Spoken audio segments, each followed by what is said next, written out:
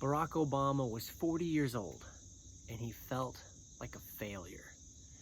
He had been in politics for a while, and he had served in the state legislature, and he had just run for Congress, and he had been demolished. Like, it wasn't even a close race. He said, I was whooped. And he looked at his life, and he's like, I'm not really accomplishing anything. I'm away from home a lot. It's hard on Michelle. My life just isn't where I wanted it to be. I mean, I'm 40. I should be like hitting my stride right now. And he got really, really discouraged. In fact, he even says he thought about giving up on politics. He's like, you know what? Maybe I'm just not cut out for this. Maybe I'm not a good politician. But then something changed in his mindset. And he realized that the more I think about myself and what I'm doing, and am I being successful, and am I popular enough, he's like, that selfish mentality is just going to take me to a dark place. It's probably going to make me want to quit. And so he shifted his mentality to, all right, I'm going to make it about the job. And I have a responsibility in the state legislature. I have a responsibility. And when you think about the job, he said there's always something else to do. 8 years later, he became president of the United States. Can you identify with President Obama? Have you ever had those moments where you look at your life and you're like, man, I'm a failure? You're like, I'm 40 and I still haven't gotten to where I want to be, or I'm still not married, or look at my business, it's not running the way I want it to be, or look at my marriage, it's not where, we've all hit those places where we look in the mirror and we say, maybe I'm just not cut out to be doing what I'm doing.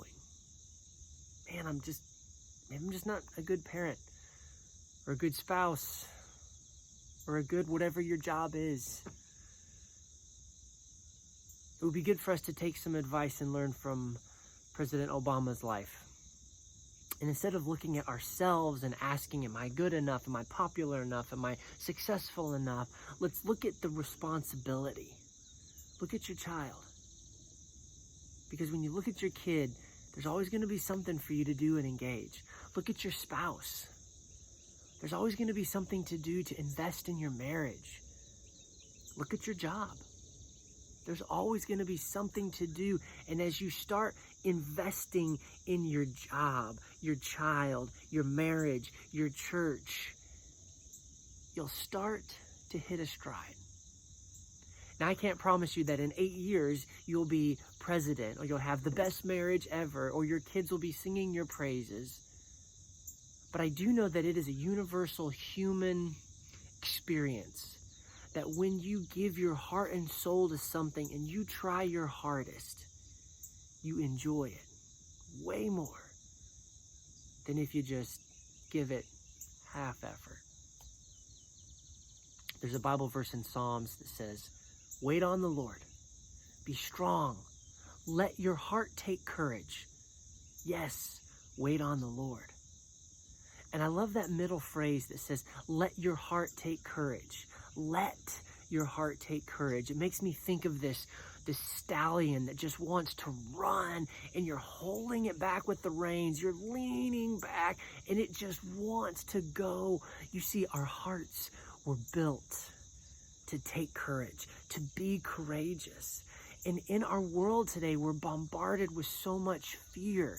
The way the news just terrifies us with all the terrible things that are happening. The way politicians on both sides of the aisle are saying, if we let the other guys win, the world will come to an end. There's so much fear. Plus, we all have the demons inside of ourselves that make us afraid of failure, afraid of rejection, afraid of not being enough. And many times those fears, it's like a giant hippopotamus just sits on the horse, and just the horse falls underneath it. And that's what's happening to our heart. But this verse in the Bible says, wait for the Lord. And while we're waiting, God says, let your heart take courage. Almost like he's saying, let go of the reins, step back, let your heart surge forward, and take courage. That's what Obama did. He was looking at his failure. I mean, he had just been rejected by the people he was trying to get to vote for him. And when he let his heart take courage, he started focusing on the job. And he did his job so well that in 8 years, he was the president. Let your heart take courage. When you let your heart take courage, you'll treat your wife differently. You'll love your kids differently. You'll do jobs for your boss differently. You'll pursue clients differently. You'll handle yourself differently at church. When you let your heart take courage, the best of you comes out. The Bible says, love the Lord your God with all your heart, with all your soul and all your mind. And there's something to this biblical principle of all in that opens up the gateways of blessings. And so today, no matter what you're facing, whether it's a good day or a bad day, whether you're a big fat failure or you're having a hugely successful day of victory, let your heart take courage. Let it step into the faith that you can wait on the Lord, that He has good things in store for your future, that no matter what's happening in your life, God's got this. He loves you very much. God bless.